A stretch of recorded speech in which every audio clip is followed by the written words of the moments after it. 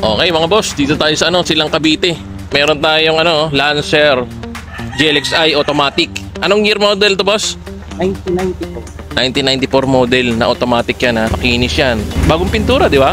Bago yan. Tapos babapingin, no? Babapingin na lang. Ayan ha, kasama na yon, babapingin to.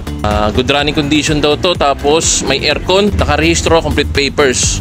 Minor issues lang. Paditalya nga boss, ano yung mga issues pa nito? Ang issue lang yan, siyempre luma na yung sasakyan natin.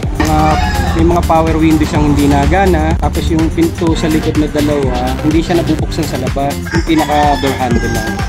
Tapos yung iba mga minor na lang. Yung siyempre hindi may iwasan yung sa loob niya. May mga basag na yung mga Pero sa naman, wala naman akong nakita ng issue. Sa trani naman niya, okay ang shifting, walang delay. Bago yung mga ibang issue talaga sa makina, yung mga major, kagaya ng mga timing belt, mga AC na kailangan palitan, napalitan na.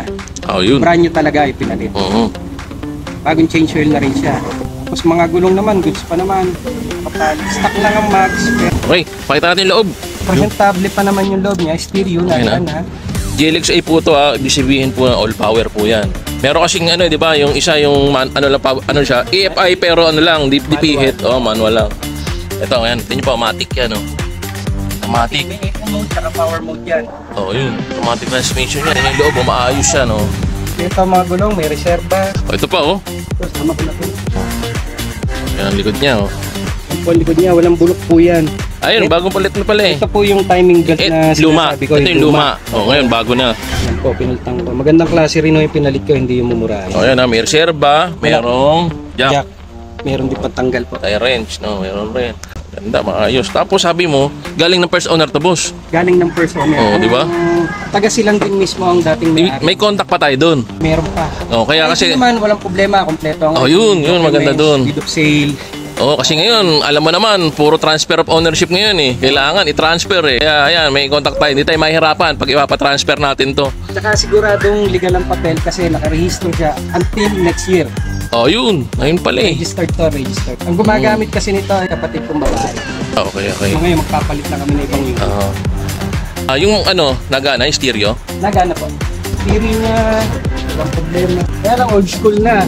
Siyempre, luma. Meron pa silang gagawin sa kailangan pa ito i-tune up. Tapos yung headlight, di ba boss, sabi mo, nagloko. Nagloko yun, ayusin minor yun. Yan, pero bago nyo makuha, ayusin yun. Yun. Yung maganda dito. Tapos halimbawa, kung gusto nila pagawain yung nasabi mong issue kanina, siyempre, pag-usapan na lang. Pwede mga ayusin dito. Pwedeng ayusin dito. Kasi sila Ang talaga namin ay talyer. Talyer to mga boss. Ayan nagpipintura sila dito. Aircon, nagawa ng aircon, makina. Ayan, ito sakyan nila. Ayan. Boss, magkano presyo natin? Presyo natin ng 65K. Negotiable. May bawas pa naman. Punta na lang sila dito sa Buho. Dito, actual na lang sila tumawad. Okay, boss. Para makita nila muna yung Okay. Sige. Number ko nasa screen lang. Tawag na lang kayo pag interested kayo.